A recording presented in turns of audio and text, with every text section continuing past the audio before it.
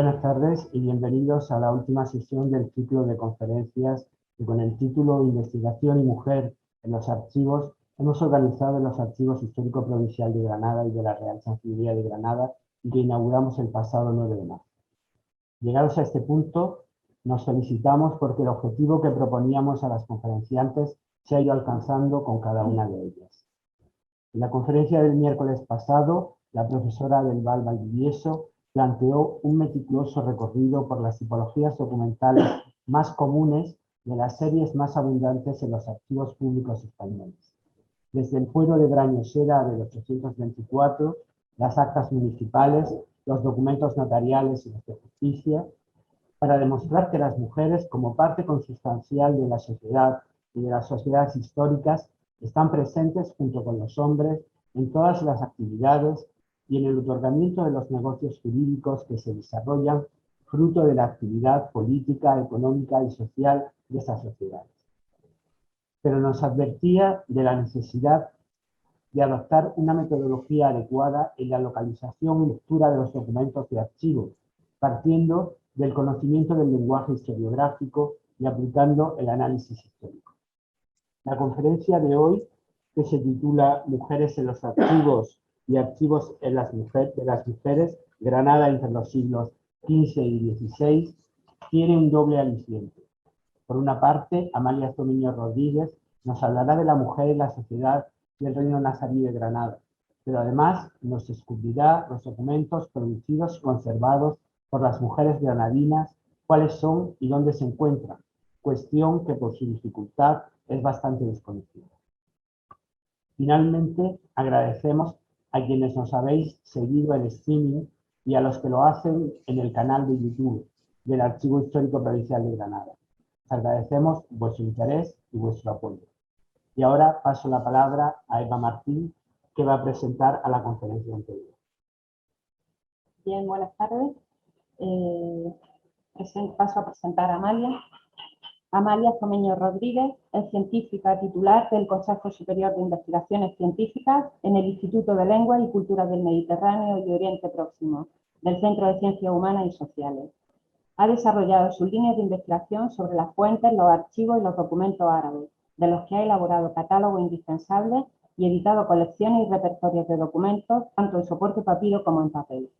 Sus estudios tienen como objeto los documentos de la historia social y familiar en el Reino Nazarí de Granada, con especial incidencia en el derecho islámico y en los documentos legales y notariales.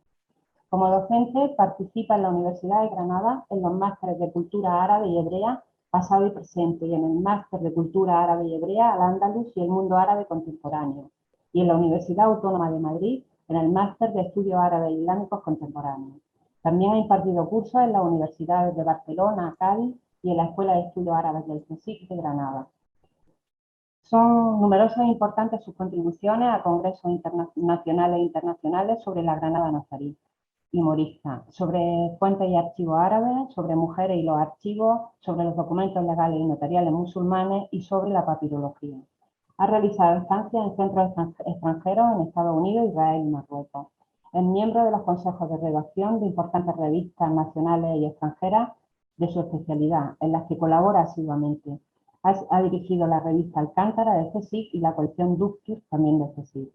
En España ha participado en numerosos proyectos de I+D financiados en convocatorias públicas como investigadora principal y como miembro sobre la historia de la Granada nazarí del siglo XV y el estudio de las fuentes y colecciones documentales de Granada antes y después de la conquista, con especial incidencia en los documentos legales y notariales. Los repertorios documentales arábigos granadinos, las relaciones entre la península y el norte de África en los siglos XIII a XVI y sobre Marruecos. Tiene innumerables publicaciones, tanto monografías, capítulos de libros y artículos en revistas de impacto sobre su especialidad, entre los que cabe destacar el catálogo de los manuscritos siriacos árabes Karsuni y copto-árabes de Montserrat, el catálogo de los manuscritos árabes de la Biblioteca de Montserrat, y Dote y Matrimonio en Al-Ándalus y el norte de África, estudios de la jurisprudencia islámica y medieval. Quiero también destacar su participación en la edición de la reciente edición de la colección de documentos árabes del Archivo Histórico Provincial, en la que hace una aportación sobre el contenido de los documentos, a la que no he tenido ocasión de agradecer y muchísimas gracias. Y nada, os dejo con ella y con su ponencia. Muchas gracias. Bueno, muchas gracias, Eva. No me lo merezco, estas cosas de presentar y alabar. Siempre me ponen un poco de... Digo, verás tú que ahora yo me ponga a hablar y no quede claro, digamos, esa relación entre una cosa y otra. Pero bueno, gustaría sobre todo agradeceros tanto la presentación como el haber contado conmigo para participar en estas jornadas. Y sobre todo por tener esa idea, la idea de unir esas mujeres y archivos, y mujeres y documentos.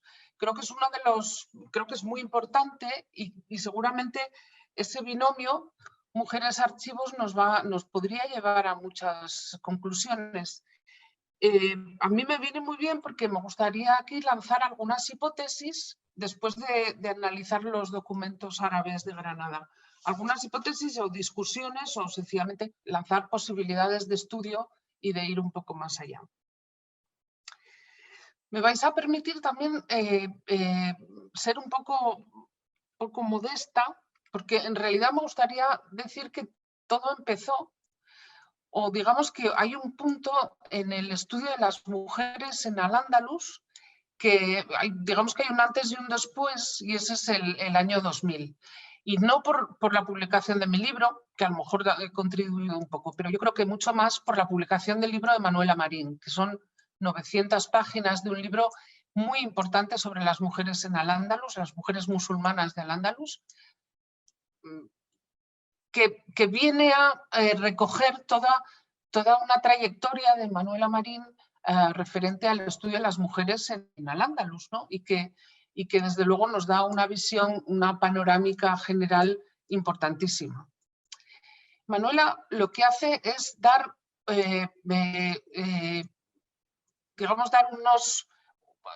poner en el mapa a las mujeres musulmanas y decirnos cómo podríamos seguir en nuestra tarea de buscar más información sobre mujeres. Para empezar, bueno, también es verdad que Manuela lo que hace es decir, vale, vamos a establecer ya cuáles son las fuentes para el estudio de las mujeres, y eso lo hace muy, muy especialmente bien. Pero lo que sí hace es definir una cuestión que hemos llamado la paradoja de las mujeres musulmanas. Y esta paradoja, ¿qué viene a querer decir? Bien, la paradoja es simplemente el coger y decir, vale, hasta ahora sabemos o tenemos una imagen de las mujeres musulmanas en época medieval en Al-Ándalus. Y esa imagen es el que son mujeres sumisas, que son mujeres que no están en el ámbito público, ya sea en su casa, en el patio, esos patios que siempre hemos dicho que son las típicas casas andalusíes, pero además debajo de un velo, y por tanto son casi anónimas y fuera del ámbito público. Son económicamente dependientes y que son víctimas de un patriarcado medieval de tipo islámico. Digamos que esa es una imagen que teníamos, y como si fueran las dos caras de una moneda, de pronto en las fuentes, y eso es lo que definimos Manuela y yo en esos dos libros, vemos que no, que las mujeres tienen otra cara, es otra cara de la misma moneda. Porque las mujeres son propietarias, para empezar. Son propietarias de importantes bienes inmuebles, muebles y de todo tipo. Que por otro lado, una cosa que es importante, especialmente importante en esta charla de hoy, es que son conocedoras de sus derechos, conocen qué derecho tienen para cada una de las cosas que hacen. Son trabajadoras, y ahí viene un poco esa paradoja que también mencionaba Maya Schatzmiller en alguno de sus trabajos sobre los trabajos de las mujeres.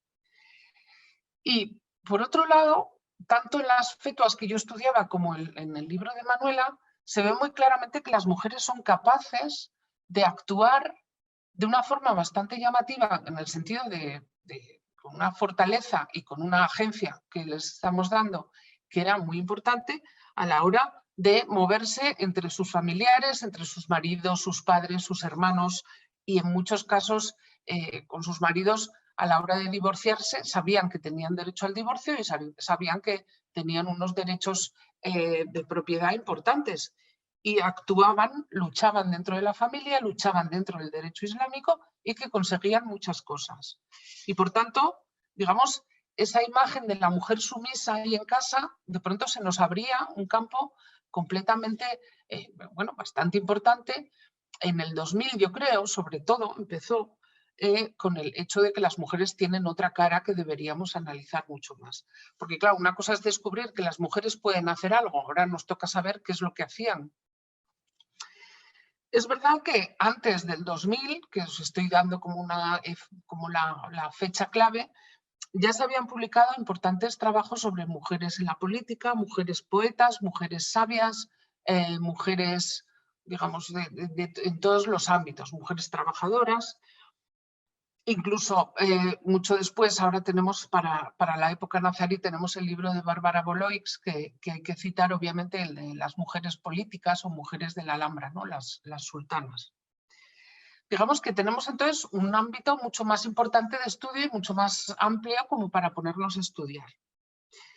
Lo que sí es verdad es que en el campo que estudiábamos Manuela y yo, no estamos buscando mujeres sabias, ni mujeres políticas, ni mujeres poetas. No estamos intentando buscar mujeres normales. Y ahí, como sabéis, tenemos que poner todo tipo bueno, qué significa ser normal es algo que no está muy claro. Y que precisamente se trata de definirlo. Y como os digo, lo fundamental era la búsqueda de fuentes, de nuevas fuentes, de seguir ampliando eso que Manuela ya dejó en principio muy bien sentado. Mi trabajo, el de dote y matrimonio, que fue una reelaboración de mi tesis doctoral, buscaba o analizaba un tipo de fuentes que son las fetuas sí, fetuas, que son simplemente una pregunta hecha a un mufti por un particular, por una persona de nuevo normal, no sé, cuando coges la palabra normal la repites, por un particular, por un musulmán, iba un mufti y le hacía una pregunta respecto a muchos ámbitos y el mufti le daba la respuesta. Esas respuestas se ponían por escrito y normalmente se recopilaban en grandes libros de jurisprudencia, porque esa pregunta-respuesta luego iba a ser la jurisprudencia islámica medieval. Claro, en esas recopilaciones de pregunta y respuesta tenemos muchísima información respecto a situaciones muy diversas de las mujeres. Situaciones en la economía, situaciones en la sociedad, situaciones religiosas y de ritual, situaciones de relaciones sobre todo familiares, las mujeres cómo funcionaban con otras mujeres dentro de su familia, con los hombres en su familia, y eso nos daba una información importantísima y mi tesis lo que hice fue analizar todo lo que tenía que ver con la economía del matrimonio, ¿no?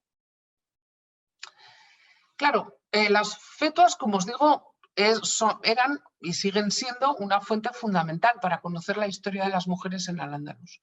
Pero aquí en las fetuas nos faltaba una cosa, y es que a la hora de formar parte de esa jurisprudencia islámica en general, sencillamente los juristas o los que recopilaban la jurisprudencia lo que hacían es anonimizar los casos.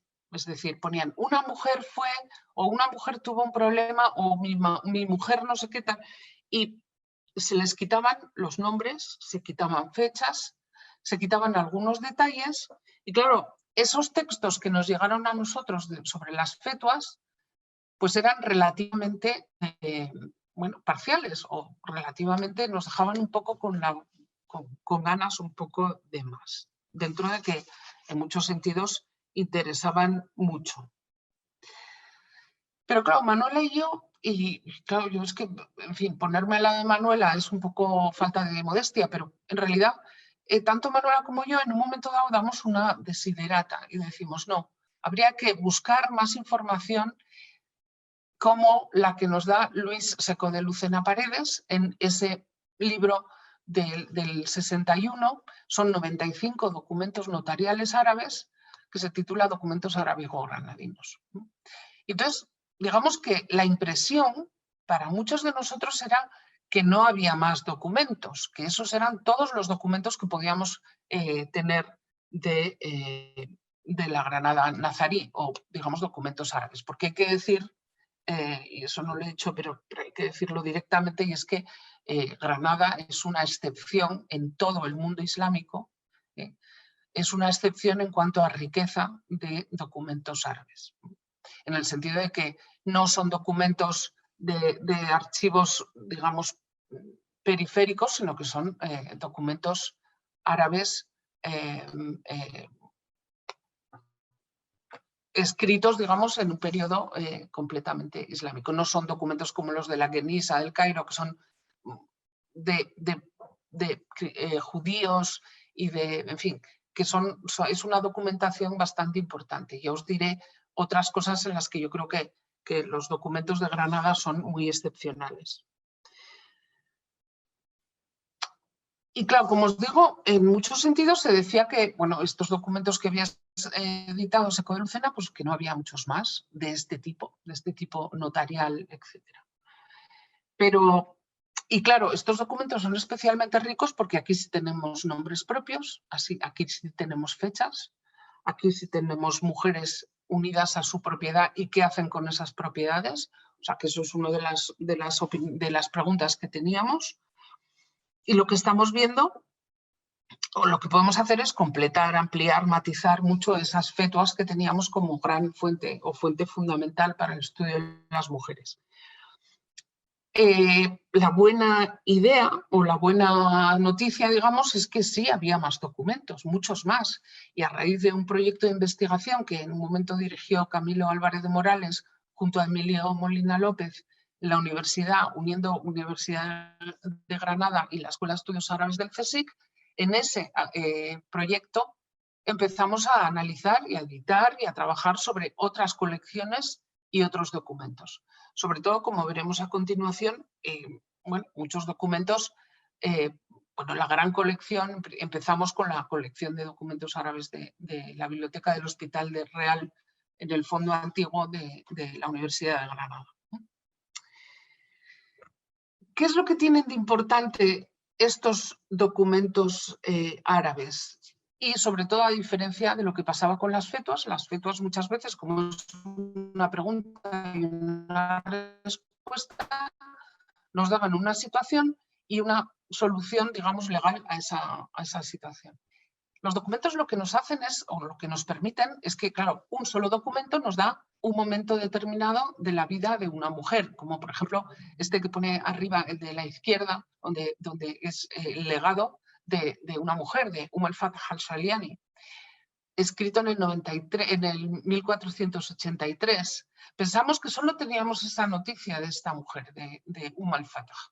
Pero empezamos a darnos cuenta, empecé a darme cuenta de que no, que sobre esa misma mujer teníamos otra serie de documentos que lo que nos dan es lo que podríamos decir que sería una historia notarizada, por inventar alguna palabra, pero digamos es una historia, podemos seguir la vida de esta al-Fatah al-Shaliani, que será mi primer ejemplo. Podemos seguir su vida durante varios años, porque no solo tenemos ese testamento que dictó en 1483, sino que tenemos otro que dictó en 1496.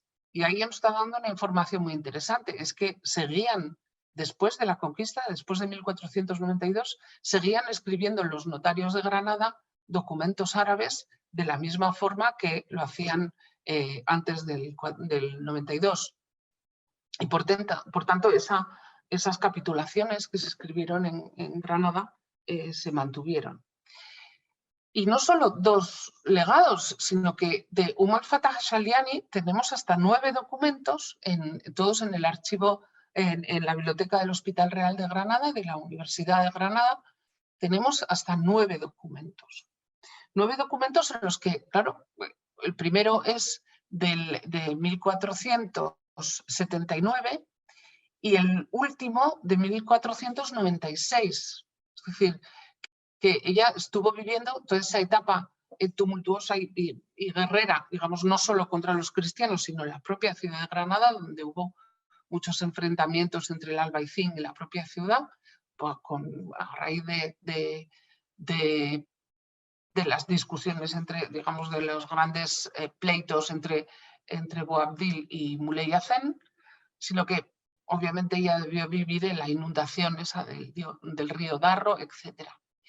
Y es curiosísimo cómo lo que vemos es que podemos trazar a raíz, claro, yo aquí solo he puesto muy a grandes rasgos la historia de al-Fatah.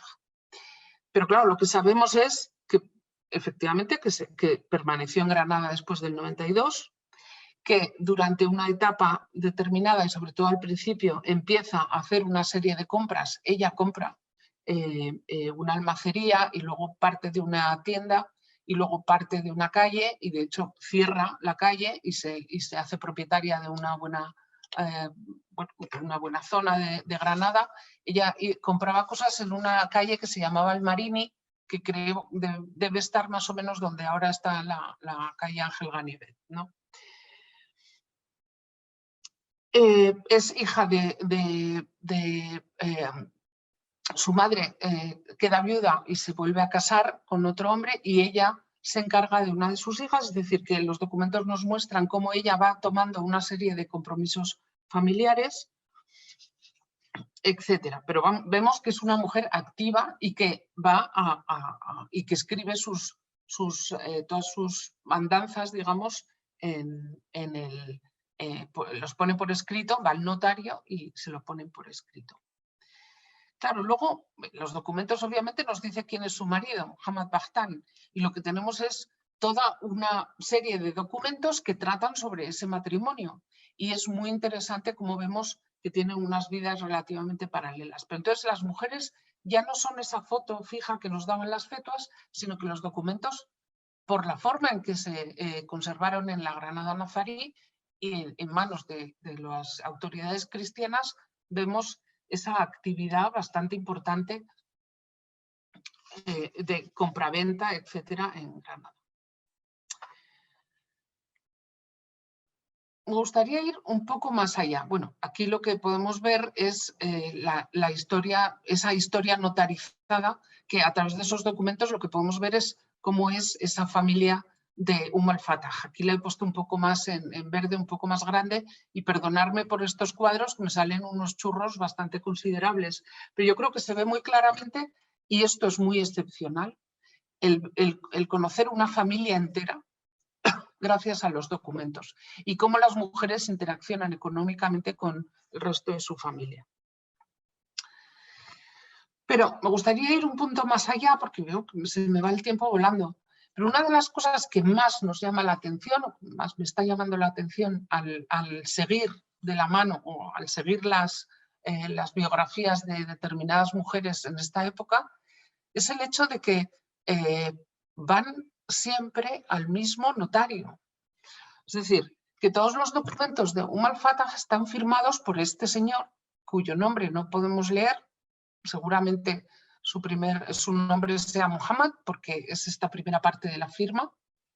Sabemos que los notarios de Granada firmaban como si fueran dos partes, como siguen haciendo actualmente en Marruecos los notarios, y podemos identificar, es la misma firma, es la misma persona. Entonces, ¿qué ocurre? Que al-Fatah va siempre al mismo notario. Los notarios en Granada sabemos que eran a la vez escribanos, es decir, eran los que escribían el documento, pero ellos también daban fe de lo que se escribía y de lo que se decía ante ellos. Se les pagaba por la escritura, no por dar fe, pero es curioso que ellos tenían una serie de tiendas alrededor de la mezquita, eso sí lo sabemos, y sabemos que al-Fatah seguramente para hacer su testamento fue a la mezquita y se sentó con un notario a decirle qué es lo que quería para después de su muerte. Claro, ellos garantizaban los derechos y las mujeres quizá iban y les pedían que pusieran por escrito cuáles eran sus derechos.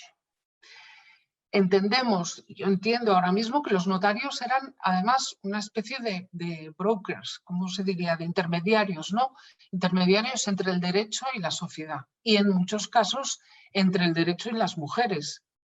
Seguramente al-Fatah tenía una opinión sobre qué es lo que iba a hacer pero el notario se lo puso por escrito y se lo garantiza desde el punto de vista del derecho. Dejadme daros otro ejemplo, y también son documentos que he tomado de la biblioteca del Hospital Real, que sabéis, Seco de Lucena, hay 2 cajas llenas de documentos. Seco de Lucena editó una caja y la otra está inédita. Y viendo ambas cajas podemos ver que efectivamente hay mujeres que aparecen en los documentos en toda la colección. Y 2 de las que aparecen en numerosas ocasiones son esta Fátima, que es un segundo ejemplo, esta Fátima bint Said Ben Sureik y su madre Aisha bint Ali al-Martusi. Es decir, que debía ser de Martos, seguramente. Bueno, es muy curioso el ver, aquí estoy viendo una cosa que es interesante. El otro día nos hablaba Margarita Virriel de que algunas de las mujeres en la Ensenada, en el archivo, ponían honesta, y yo juraría que podría ser de esta musawena, que en árabe es como se traduce por honesta, y quizá en Granada. Bueno, la cuestión es que esta Fátima, que aparece mencionada en muchos documentos, tiene una serie de pleitos con su madre, porque de hecho el notario parece que no hizo bien del todo el testamento o la distribución de las propiedades de su padre, marido de Aisha. Entonces, lo que vemos es que hay una serie de documentos, incluso si son todo tipo de transacciones, vemos aquí un poco el árbol familiar, pero incluso si son transacciones entre madre e hija, se ponen por escrito y se testimonian por dos notarios que ponen por escrito ese prestar. Por ejemplo, en el 1484, Aisha presta a su hija unas telas y unas joyas, quizá para su matrimonio, ¿no?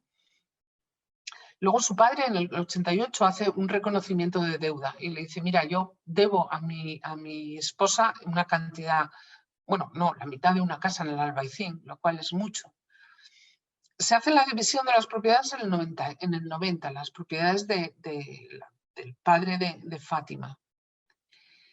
Pero, como os digo yo, analizando ese documento da la sensación de que no lo hizo el notario del todo bien. Yo no soy muy buena en matemáticas, pero me da la sensación de que salió perdiendo Aisha, la madre de Fátima. Y lo que vemos es que en el 94, que siguen en Granada, tanto Fátima como Aisha, llegan a un acuerdo y ese acuerdo también se pone por escrito. Y también en el 96 hay un reconocimiento de deuda de la hija a la madre y le devuelve ya, aquí en los documentos se mencionan en reales castellanos, ya no en dinares ni en dirhams. Entonces los documentos nos permiten ver cómo va cambiando el panorama, ¿no? Es verdad que muchos de los documentos terminan en el 96, que es cuando se dicta ese servicio contra los mudéjares, empiezan a tener que pagar mucho más de lo anterior, que lo que pagaban antes. Pero lo que sí vemos, por ejemplo, en 1496 es que Aisha hace un legado y deja las propiedades a una persona que no conocemos, que es este Ali ben Musalem, que por otro lado en otro documento, y es lo interesante de la documentación, de este tipo de documentación en árabe para la historia de las mujeres, es que sabemos que este Ali era el marido de Fátima, que no se nos había mencionado antes. Sabemos que Aisha sabía que no puede hacer un legado a su hija, porque no se puede hacer un legado en el derecho islámico, no se puede hacer un legado a uno de los herederos. Entonces ella, quizá Aisha lo sabe, pero quiere beneficiar a su hija. ¿Y cómo lo hace? Pues dándole el legado al marido de su hija. Aquí, claro, ella está haciendo dependiente a su hija del marido, porque es el marido el que está recibiendo una parte. Pero es interesante ver que Aisha conoce sus derechos, sabe qué es lo que puede hacer y lo que no, y sabe también, quizá asesorada por el notario, ese que os digo que es un poco intermediario, el notario le dice, no hagas eso, que no lo puedes hacer, hazlo al marido de tu hija, de esa forma la beneficias directa o indirectamente. Sabemos, por otro lado, que En este caso, al-Fatah, la hermana de Fátima, había muerto antes de hacer ese legado, Aisha. Por tanto, en el legado, o mejor dicho, lo que podemos saber es que Aisha también está evitando que haya propiedades que se vayan al tesoro público. Sabemos que, según el derecho islámico, una parte se la quedaría el tesoro público y podría ser una cantidad importante. Estamos en época mudéjar y quizá tú dices, voy a intentar lo más posible que vaya a mi hija. Y de hecho, el reconocimiento de deuda también seguramente sea para detraer una parte. Total, que lo que estamos viendo es a una mujer que conoce bien cuáles son los derechos, sabe lo que es la ley de la herencia y sabe qué es lo que tiene que hacer para que su herencia no se vaya ni al tesoro público, ni al fisco de los nazaríes, ni se vaya a un colateral que seguramente sería el designado por el derecho islámico para heredar. Ella lo que quiere es beneficiar a su hija y lo hace de esta manera. Hay que decir que también Aisha y Fátima, prácticamente todos los documentos en los que aparecen sus nombres, firma este mismo notario, que también sabemos, esta misma firma aparece en el Archivo Histórico Provincial, es uno de los notarios que permanecieron en Granada como, digamos, intermediarios con los musulmanes, ¿no?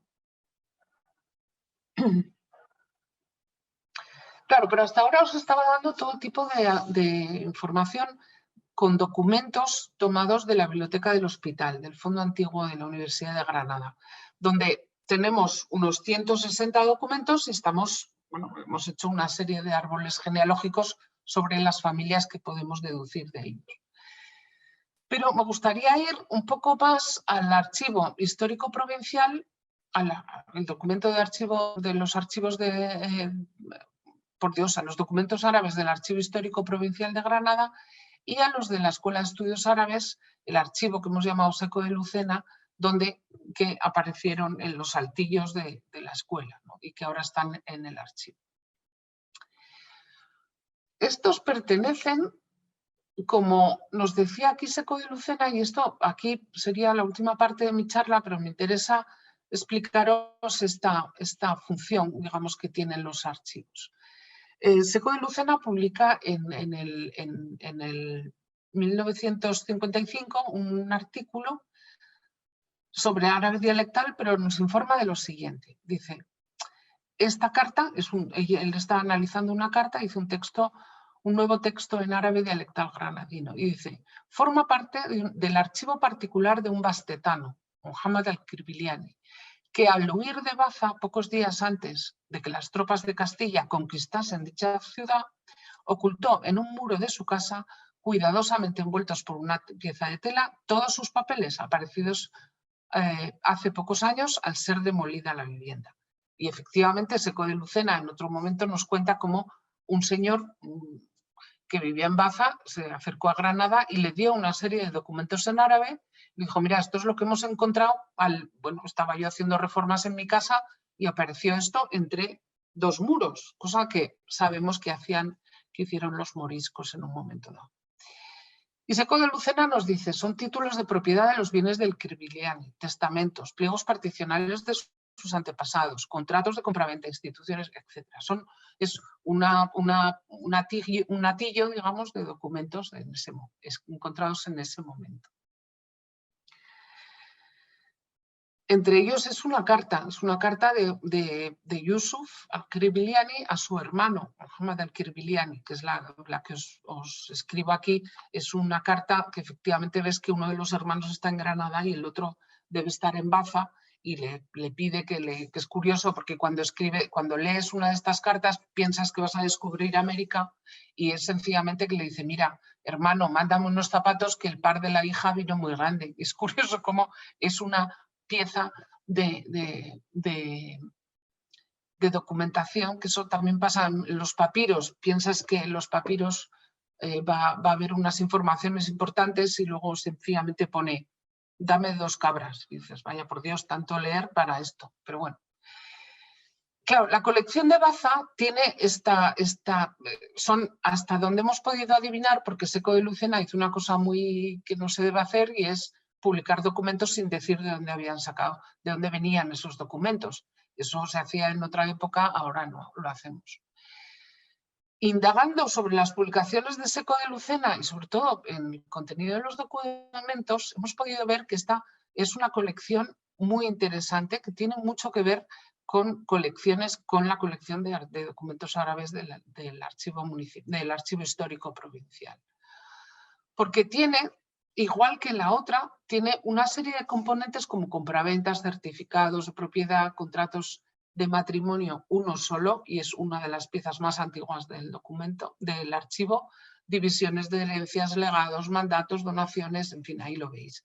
Cartas, tiene 2 fetuas, que es muy interesante porque vemos una forma, y actas de tasación, etc. Y a través de ver todos estos documentos, igualmente podemos analizar una familia que aparece repetidamente mencionada en los documentos. Sobre todo, estos 3 hijos de Ibrahim ben Ahmad al-Hakim, que es uno de los personajes, digamos, más antiguos dentro de esa colección. Lo que sí es verdad es que es una colección que separa, obviamente, y como ya decía Seco de Lucena, separa con la conquista de Baza. Bueno, es verdad que no se hallaron en Baza, se hallaron en Zújar, ¿no? Que es un pueblo alrededor, seguramente conocéis mejor vosotros que yo, que es un pueblo o una pedanía en ese momento cercana a Baza. Y claro, Seco de Lucena dice que es el archivo de Muhammad al-Kirbiliani o de Yusuf al-Kirbiliani, que lo dice en un momento dado. ¿Por qué? Porque son los que están mencionados en la carta y porque, por otro lado, son hombres. Mi hipótesis es que este archivo no lo guardó, o mejor dicho, no lo coleccionó, no lo seleccionó ni no lo guardó un hombre, sino una mujer. Y yo creo que la que lo guardó fue Marjuna bint Ibrahim al-Hakim, puesto que además varios de los documentos de la colección están datados después de lo que la colección misma nos dice que es la muerte de Muhammad al-Kirbiliani, uno de los que estaba mencionados en la carta. Por tanto, él no fue el que guardó los documentos, sino que creo, mi hipótesis, lo digo porque está Marjuna, que por otro lado tiene un nombre muy, muy especial, no sé de dónde viene, quizás sea un nombre bereber, pero no lo tengo muy claro. Marjuna es la segunda esposa de Ahmad, no sé si veis el cursor. Marjuna es la segunda esposa de Ahmad al-Mughani, que se casa con él, yo creo que cuando él ya se ha quedado viudo, es decir, que no es un matrimonio bígamo. Ahmad al-Mughani solo tiene un hijo varón que se llama Muhammad y que los documentos nos dicen que es discapacitado mental, es decir, que debe tener algún problema físico, digamos, algún problema que le deja discapacitado. Y entonces Ahmad lo que hace es recopilar todas sus propiedades y lo que hace es ir dándoselas a su esposa. Y lo que hace en un momento dado es en el 83 nombrarla tutora de su hijo. Luego lo que hace es nombrar al bacea o beneficiario de su herencia del tercio de libre disposición a Ali ben Ibrahim al-Hakim, es decir, el hermano de Marjuna. Le da unos dinares de plata y además una ajorca de oro, lo cual es importante, es mucho dinero. Y vemos como lo que os decía de la historia notarizada, porque aquí en un momento dado nos dice el documento, el donante se encuentra afectado por una dolencia permanente de carácter crónico y se halla además en estado de senectud, pero goza de la plenitud de sus facultades mentales y tiene responsabilidad de sus actos. Esto no estoy hablando de una mujer, pero es muy interesante ver cómo los documentos explican la enfermedad o la degradación que estaba sufriendo Ahmad o Muhammad al-Mughani. Vemos que eso era en marzo, pero en agosto, que él dona a su mujer, a Marjuna, una casa en Baza. De pronto nos dice el documento, actualmente aquejado por una enfermedad crónica que le tiene postrado en el lecho. Ya no es por mayor, sino que está postrado en el lecho desde hace más de un año y además es un anciano, a pesar de lo cual disfruta plenamente. Como sabéis, los documentos tienen que decir que el que está donando unas propiedades o que está deshaciéndose de propiedades está mentalmente capacitado, ¿no? Entonces vemos cómo los documentos, a diferencia de otros tipos de fuentes históricas que teníamos en ese momento, como sobre todo las fituas, nos van dando una trayectoria vital que no teníamos hasta entonces, al menos este tipo de colecciones que tenemos en Granada.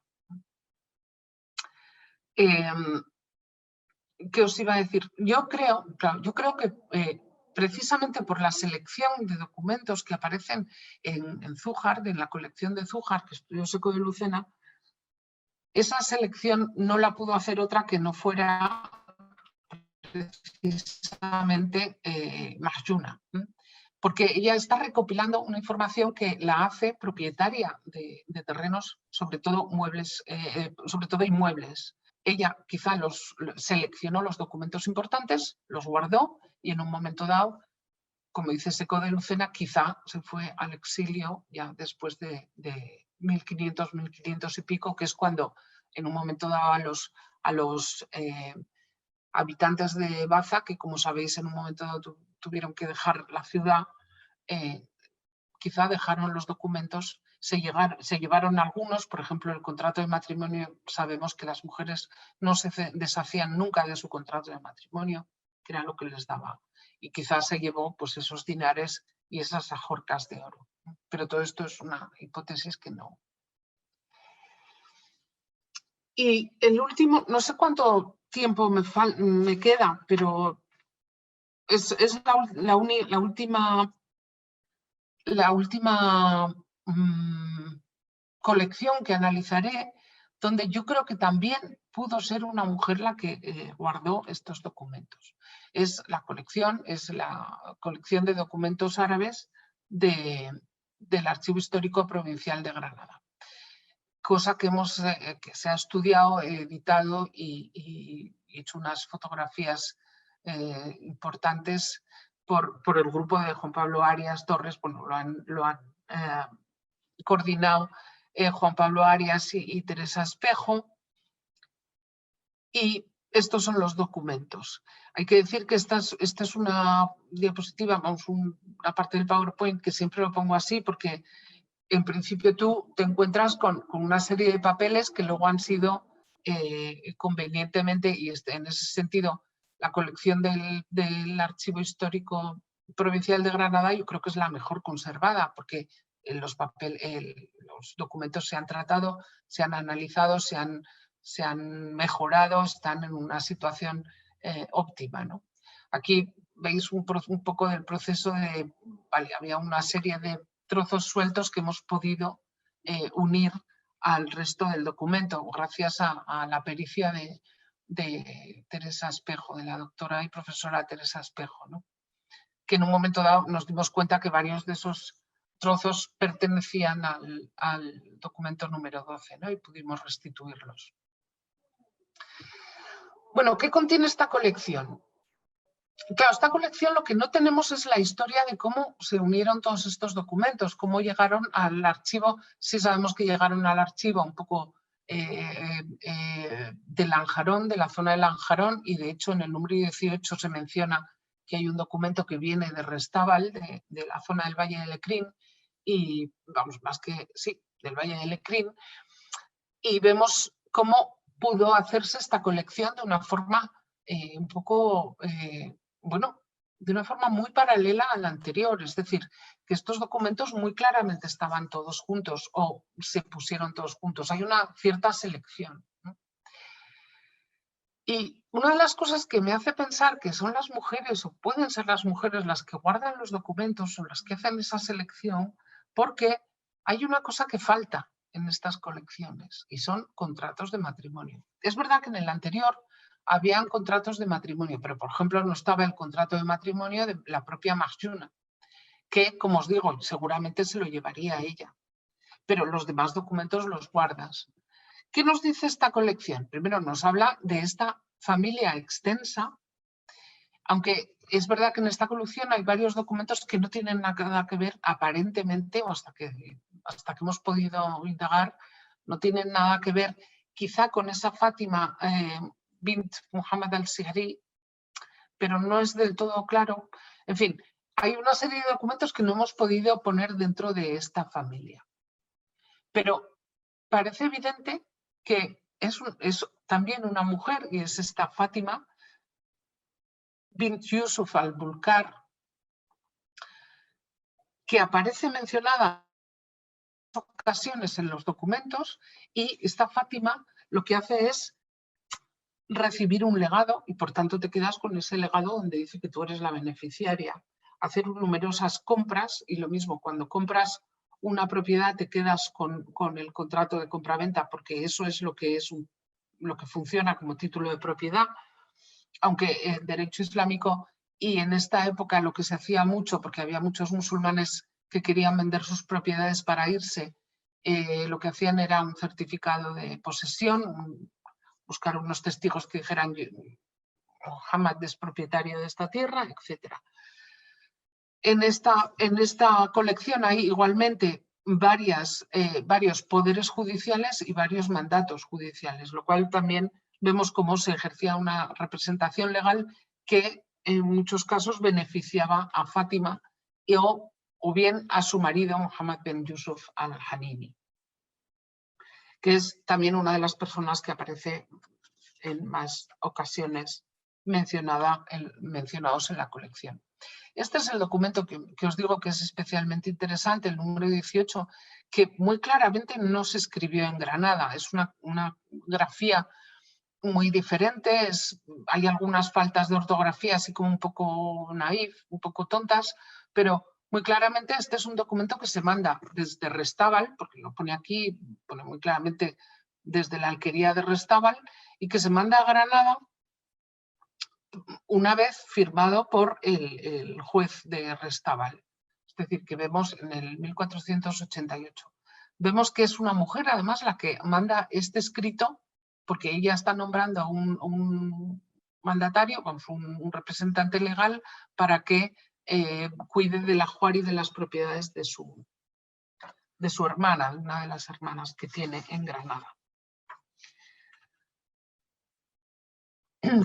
Antes de concluir o antes de leer un poco las conclusiones, me gustaría volver un poco al hecho de guardar los documentos o no, porque de aquí ha habido muchas discusiones y yo creo que tiene que haber muchos más documentos árabes escritos, guardados, escondidos, etc. Leeros sencillamente una entrada de ese libro fundamental de José María García Fuentes, La Inquisición en Granada del siglo XVI, Fuentes para su estudio, porque lo que nos da es mucha información sobre los autos. Y en uno de los autos, y aquí hay varios casos como este, pone Sebastián de Alcaraz, morisco, debe ser cuchillero, vecino de Granada, porque en cierto agujero de su casa se halló un libro escrito en arábigo, con 4 oraciones de moros y otras cosas del Alcorán de Mahoma, y estaba el agujero embarrado con yeso. Confesó que otra persona le había puesto, pero que él no lo sabía lo que era. Y en esta confesión perseveró. A lo que voy es que vemos que efectivamente, como de hecho es la realidad, los moriscos muchas veces no solo guardaban esos tesoros escondidos que se dice, sino que guardaban propiedades, guardaban escritos en arábigo y en muchos casos, como apareció en Zújar, guardaron sus documentos. Que quizá tanto para hombres como para mujeres, y mi hipótesis o mi discusión o mi posición en la discusión sería muchas veces son las mujeres las que guardan documentos, ¿no? Claro, entonces mis conclusiones son estas y ya termino. ¿Cuál es la relación entre las mujeres y los documentos? Porque veíamos a Fatah y veíamos a otras mujeres que hacen negociaciones y llegan a acuerdos con sus familiares, ¿no? Luego toman decisiones económicas de importancia. y luego eso lo negocian con los notarios, quienes hacen de intermediarios para que ellas puedan conseguir eso que quieren conseguir del derecho. Ponen por escrito, de hecho las mujeres son capaces de que se pongan por escrito sus cuestiones legales, sus problemas legales, cuando quieren hacer un legado, que no es obligatorio, puedes pasar sin hacer un legado, pero ellas lo hacían. Y quizás son ellas las que guardaban las copias. Pero claro, eso es una cierta negociación entre mujeres y documentos, pero lo que podemos quizá, y eso es un poco lo que estoy intentando hacer ahora en varios trabajos, es ver esa selección que aparece en algunas de las colecciones que hemos visto de documentos árabes de Granada. Si hay una selección, ¿qué selección hay? ¿Qué documentos tengo y cuáles guardo y cuáles me llevo o cuáles destruyo? Antes de que venga la Inquisición a buscarme documentos en arábigo a mi casa, ¿no? Y como ellas son capaces de coger y decir, esto es importante y lo voy a esconder y lo voy a guardar. Es decir, que en mi opinión hay mujeres que lidian y que manejan documentos y que los seleccionan y que los archivan de la manera en que se podía en ese momento. Y sencillamente esa es la discusión un poco que planteo aquí. Muchísimas gracias y por escucharme durante tanto tiempo. Bien, muchísimas gracias, Amalia, muy interesante. Tenemos una pregunta dirigida a ti, de Susana Rodríguez, que dice, ¿exactamente por qué cree que Granada es una excepción a nivel de documentación árabe? Pues yo creo que la excepción viene precisamente de lo que he hablado, y es del periodo mudéjar. Yo estoy casi convencida de que, porque la documentación, a ver, la gran pregunta y del millón actualmente en Granada, en los estudios de documentos en el Islam, es si son las instituciones las que guardaban los documentos, sabemos que guardaban copias o anotaciones, pero no siempre los documentos, o si los guardaban los titulares, digamos, los interesados en esa documentación notarial. Y lo que vemos cada vez más es que, ¿no?, que eran documentos, o sea, que los guardaban los particulares. En ese sentido, en Granada es muy, muy especial primero, la cata diacrónica, digamos, porque lo que vemos es que en un momento concreto hay muchos documentos y son unos documentos de una época de transición entre la Granada nazarí, la mudéjar y luego la morisca, ¿no? Entonces estamos viendo que son esos periodos de transición los que... Entonces son esos años, esos 8 años los que hacen que Granada sea una excepción. Son los cristianos los que guardan los documentos, no las instituciones musulmanas. No sé si ha quedado claro. Yo creo que sí, perfectamente. Bueno, luego no tenemos más preguntas, sino bueno, una felicitación de María José Osorio por tu trabajo y también nos felicita a nosotros por la organización. Simplemente despedirnos y darles las gracias a todos. Venga, muchas gracias, Amalia. Nos vemos pronto en Granada. Gracias a vosotros.